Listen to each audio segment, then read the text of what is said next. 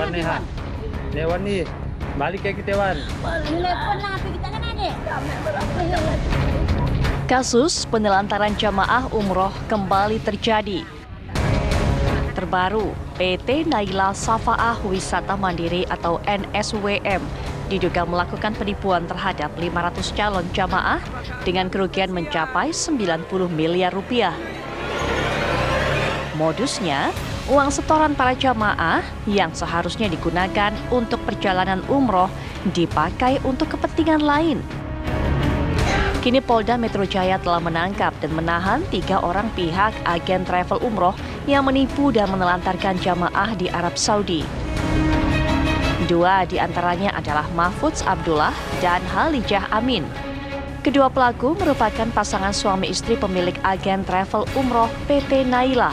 Sementara 1 orang lain yang ditangkap adalah Herman Syah selaku direktur utama. Terulang kembali kasus penipuan jamaah umroh tentunya menjadi catatan sejauh mana sistem pengawasan pemerintah terhadap agen travel umroh. Apa yang seharusnya diketahui calon jamaah agar tidak mengalami penipuan saat akan menjalankan umroh. Tim TV One mengabarkan. Tak kuasa kita melihat tadi penderitaan yang dialami oleh para jamaah. Anda sudah melihat dalam tayangannya bagaimana mereka menangis karena mereka terlantar, hampir terancam tidak bisa pulang. Tentunya kalau tidak bantuan pemerintah juga mereka tidak bisa kembali menginjakkan kaki di tanah air. Padahal mereka sudah mengeluarkan uang yang begitu besar, menyetorkan uang yang begitu besar, hasil menabung sekian lama, ingin niatnya beribadah. Tapi apa yang kita lihat? Mereka malah menjadi korban penipuan, penelantaran. Sebenarnya bagaimana ini bisa menjadi salah satu hal yang harusnya diawasi oleh pihak pemerintah. Kita juga akan bahas apakah kemudian sebenarnya sudah bisa diketahui, karena kalau tadi kita lihat ini ada satu catatan diberikan oleh pihak kepolisian. Para pelaku ini adalah residivis di kasus yang sama. Pernah melakukan hal serupa seperti ini dan juga sudah pernah masuk dalam jeruji besi. Tapi mereka mengulangi lagi. Dan untuk bisa mendapatkan pandangan mengenai hal ini sudah hadir para narasumber di samping saya. Yang pertama adalah Bapak Mustali Sirot selaku Ketua Komnas Haji dan Umroh. Assalamualaikum warahmatullahi wabarakatuh. Selamat malam Pak. Waalaikumsalam warahmatullahi wabarakatuh Mbak Putri dan pemirsa TV One. Ya, dan juga yang berikutnya kita juga akan dengarkan bagaimana pandangan dari Wakil Ketua Umum Serikat Penyelenggara Umroh dan Haji atau SAPUHI, Bapak Alfa Edison. Assalamualaikum warahmatullahi wabarakatuh. Selamat malam Pak Alfa Edison. Selamat malam Mbak Baik, Putri dan ya. seluruh pemirsa. Pak Alfa, kami ingin sekali mengetahui karena sudah sempat saya singgung tadi bahwa para pelaku ini ternyata pasangan suami istri residivis, pernah melakukan hal yang sama begitu. Apakah dari pihak SAPUHI ini sudah pernah mengetahui track record dari para pelaku ini, Pak?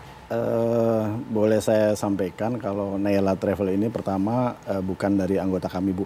Jadi bukan termasuk anggota? Ya, perlu disampaikan di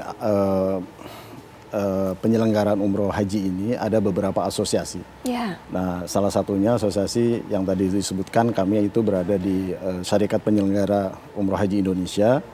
Dan sebetulnya Naila ini kalau dari kami sendiri itu sudah pernah mendengar travel agent ini yang dulunya juga pernah bermasalah gitu kan. Nah, itu yang sebenarnya bisa diidentifikasi dan bisa ditelusuri siapa pelaku bisnisnya untuk menghindari hal-hal yang tidak diinginkan gitu. Ya Pak Alfa, sepengetahuan Pak Alfa mungkin dulu kasusnya PT Naila yang pernah terdengar bermasalah ini seperti apa? Sama, tidak memberangkatkan jamaah atau ada hal yang bersifat penipuan itu sehingga jamaah gagal berangkat. Baik, sepengetahuan Pak Alfa, ketika sudah dimiliki oleh para pelaku ini atau sebelumnya? Karena yang kami dengar juga bahwa para pelaku ini sebenarnya mengakuisisi PT Naila ini. Ya, saya kira kalau orang yang terkait ini sudah pernah bermasalah, seharusnya ini sudah ada track record yang tidak baik. Dan pemerintah bisa menghentikan operasional izin Naila Tour ini sebenarnya gitu. Baik. Saya kira orangnya ya itu aja Mbak, berputar sekitar orang-orang yang sama sehingga ini seharusnya tidak terjadi lagi untuk waktu-waktu yang akan datang.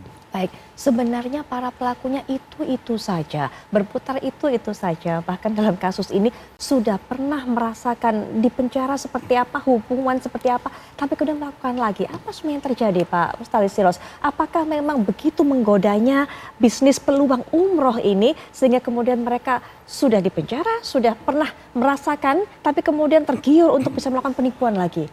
Ya, saya sering menyebut begini, Mbak Putri, bahwa umroh itu adalah ibadah, tapi kalau dibilang sebagai penyelenggaraan ibadah umroh itu bisnis. Jadi seluruh aktivitas kegiatan umroh itu full pembiayaan, dari pengadaan vaksin, kemudian visa, kemudian penerbangan, kemudian catering dan seterusnya gitu. Itu semuanya kan berbiaya. Nah, semakin hari semakin kesini itu biaya umroh kan tambah naik. Betul. Dulu misalnya ada harga referensi dari Kementerian Agama. Sebelum pandemi itu 20 juta, pada masa pandemi naik menjadi 26 juta. Nah sekarang setelah pandemi relatif turun begitu ya, ini harganya naik lagi. Bahkan yang saya dengar itu minimal itu di kisaran 35 juta hari ini, bulan Ramadan. Dan nanti di akhir Ramadan ini juga akan lebih naik lagi. Nah ini apa? Ini kan ada putaran uangnya sangat besar. Dan bahkan hari ini kurang lebih sudah ada dari Agustus 2022 sampai dengan Maret ya, atau awal April hari ini itu kurang lebih sudah 1 juta jamaah umroh yang terbang ke sana. Nah ini akan terus meningkat di 10 hari terakhir dan awal bulan Syawal nanti. Nah makanya potensi sangat orang-orang yang mencoba mencari keuntungan dengan tidak baik begitu atau melawan hukum itu sangat mungkin. Nah tapi ada satu hal yang memang perlu kita cermati. Salah satunya adalah belum adanya efek jera terkait dengan mereka-mereka yang kemudian melakukan penipuan. Memang sudah ada misalnya presidennya First Travel itu kan dihukum 20 tahun gitu ya. Betul. Bahkan uangnya juga dirampas begitu ya. Kemudian Abu Tur dan seterusnya. Nah, sekarang ada sebuah era baru gitu ya dengan adanya Undang-Undang Cipta Kerja. Sesungguhnya hukuman bagi mereka yang menipu dan merugikan penyelenggaraan umroh itu relatif tinggi begitu. Betul. Ya, yaitu 10 tahun dan atau denda sebanyak 10 miliar. Nah makanya dengan adanya langkah yang dilakukan oleh Polda Metro Jaya, khususnya jajaran Dirkrimum Polda Metro Jaya, kita sangat apresiasi. Baik. Ini supaya paling tidak memberikan efek. Dan kalau si MA itu pelakunya itu kan salah satu ownernya PT NSWM itu kan waktu-waktu lalu memang sempat di penjara berurusan dengan hukum, tapi hukumannya kecil, Mbak.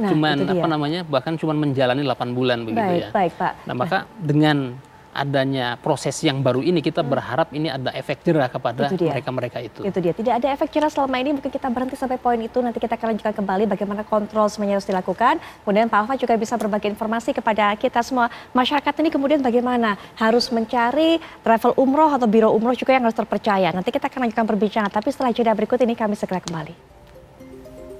Kita lanjutkan perbincangan, pemirsa. Pak Alfa, kalau tadi Pak Alfa sudah mengatakan orangnya itu saja, semuanya berputarnya di situ saja.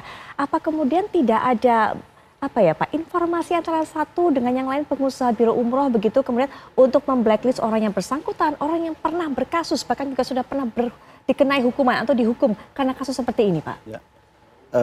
Mbak Putri, mungkin bisa saya jelaskan bahwa kalau di kami ini asosiasi tidak punya kewenangan untuk memblacklist travel tertentu atau kita hanya sifatnya himbauan moral atau memberitahukan atau melaporkan kepada pihak-pihak terkait.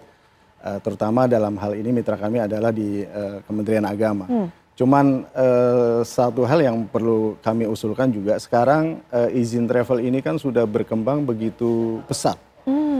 Jadi jumlahnya ini sudah sangat banyak, mungkin lebih dari 2.000 travel agent, sedangkan tim pengawas dan yang ada di Kementerian Agama ini SDM-nya mungkin masih sedikit.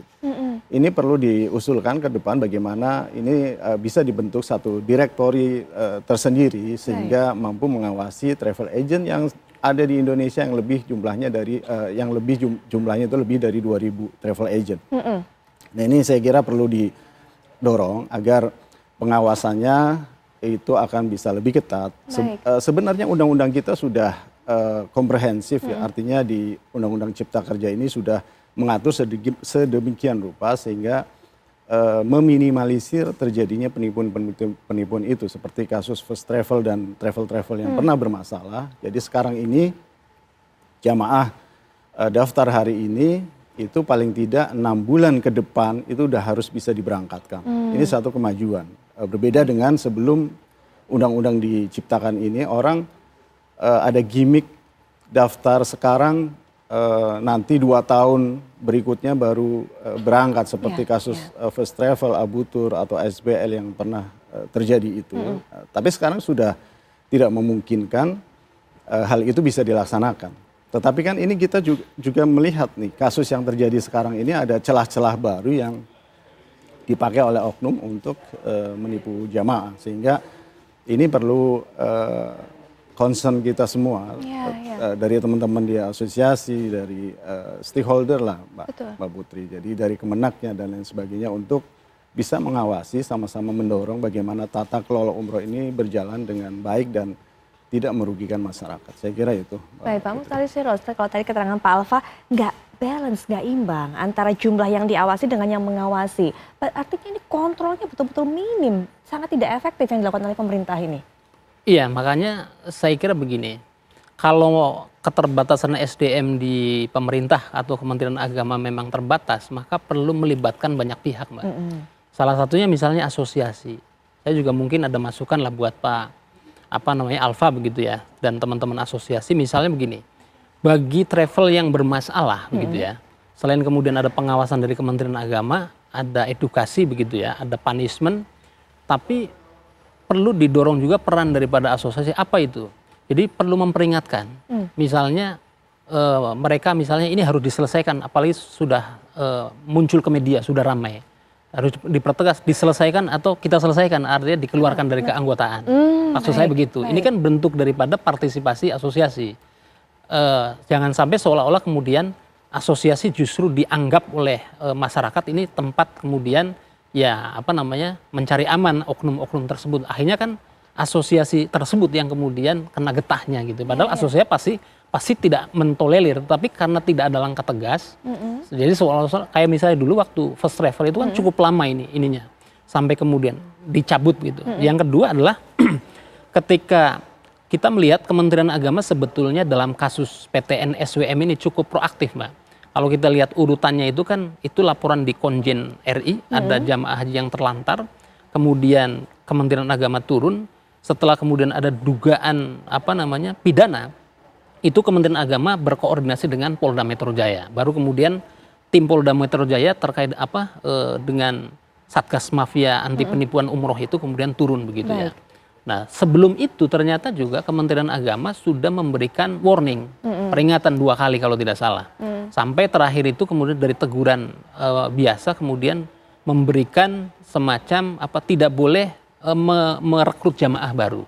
Tapi ini tampaknya tidak diindahkan. Nah, makanya minggu-minggu kemarin kita juga menyampaikan kepada teman-teman media supaya mendukung kalau Kementerian Agama itu segera mencabut izin daripada PTN SWM ini. Kenapa? Tujuannya supaya ini juga memberikan efek jera kepada oknum-oknum yang lain begitu ya. Yang kedua, tidak muncul korban-korban lain yang bertambah. Ya, walaupun katanya ada sisa sekitar 1.000 jamaah lagi, tapi siapa tuh? Karena kita kan menjadi bingung sekarang ketika kemudian dulu kan dibilang carilah travel yang berizin. Betul. Tapi dalam kasus PTN SWM ini kan justru yang bermasalah yang berizin.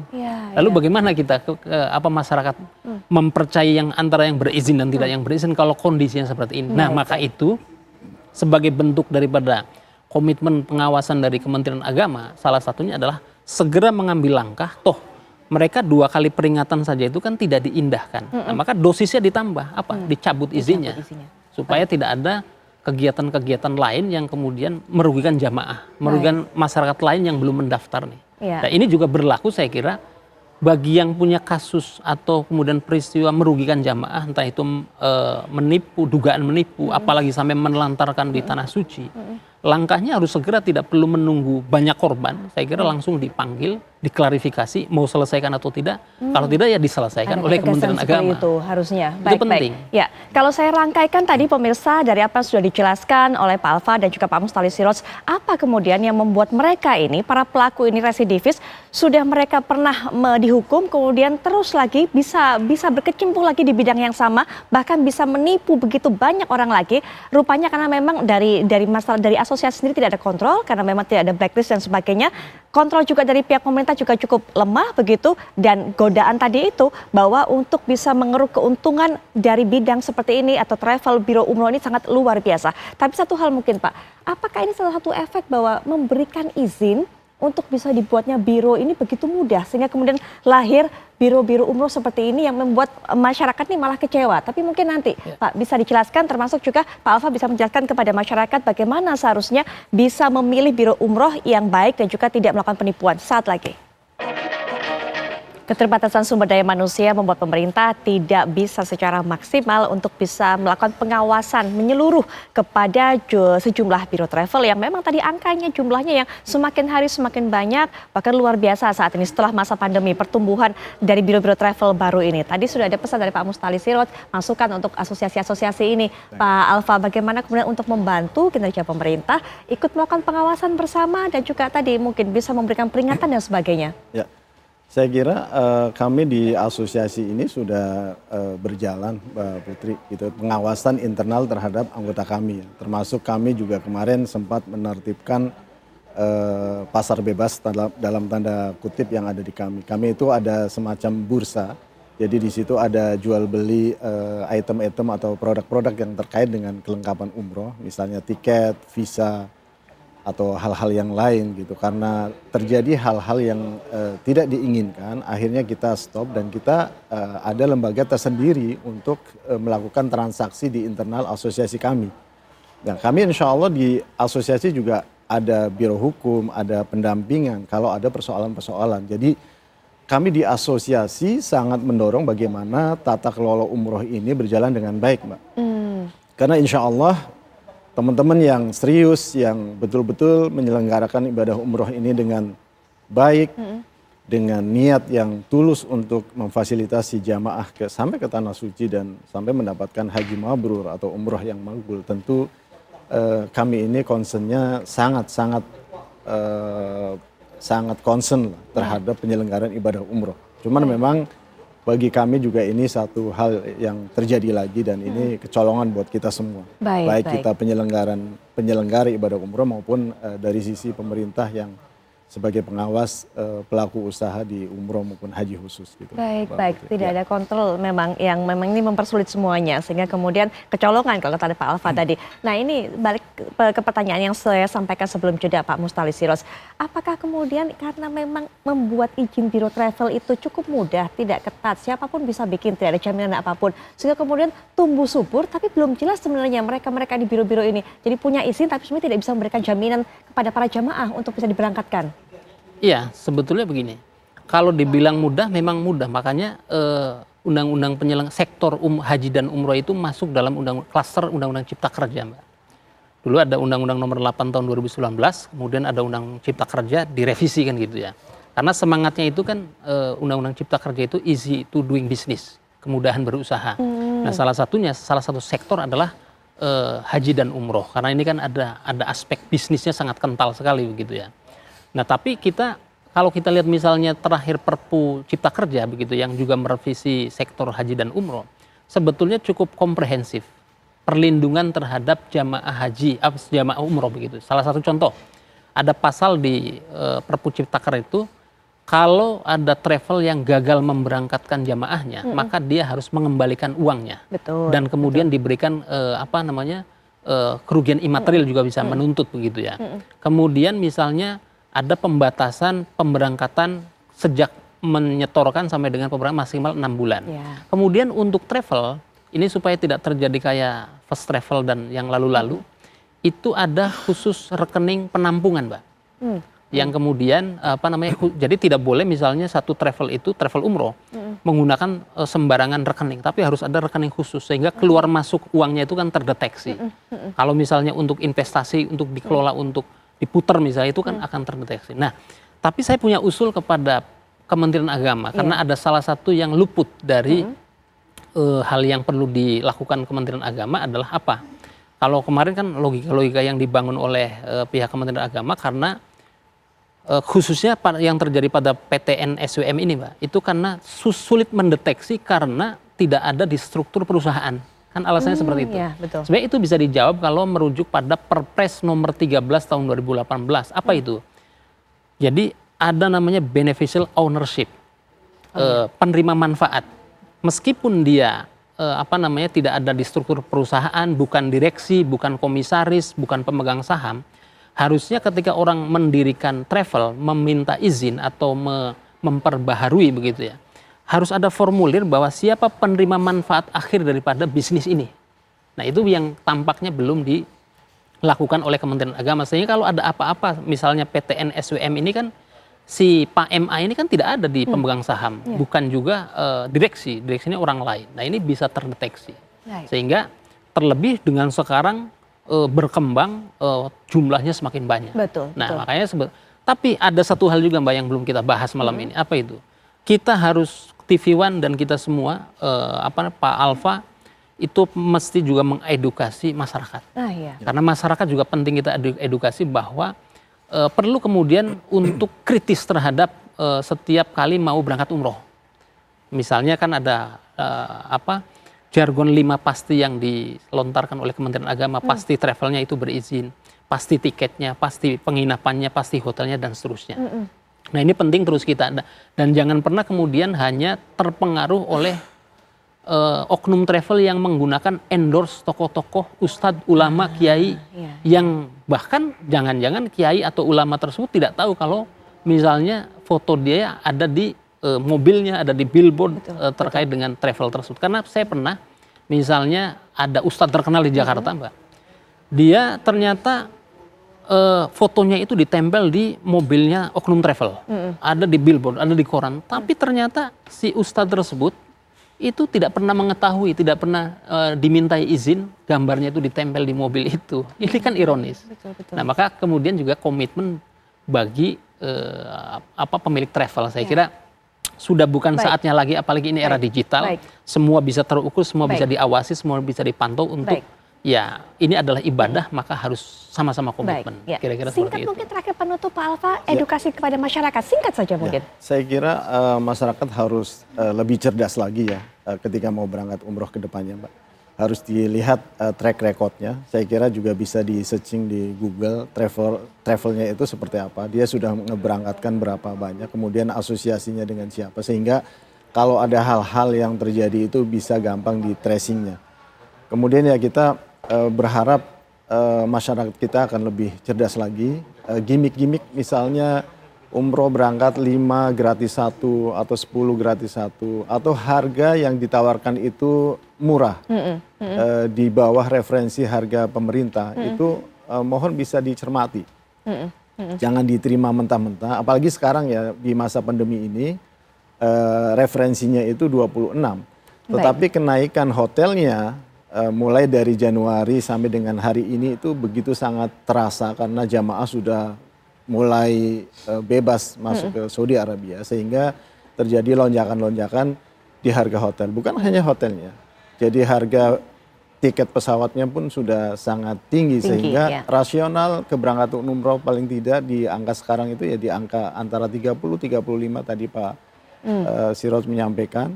Nah, ini perlu diwaspadai kalau misalnya ada orang yang jual misalnya harganya 20 juta atau 22 juta. Nah, ini harus betul-betul dicermati. Jadi kalau Anda kata melihat travel biro umroh harganya murah, jangan dulu senang, tapi ini justru mungkin kemungkinan besar harus curiga. Jangan-jangan penipuan. Baik, terima kasih pesan disampaikan untuk masyarakat, Pak Alfa Edison, Pak Mustali Siroj, terima kasih, insya Allah bermanfaat untuk masyarakat.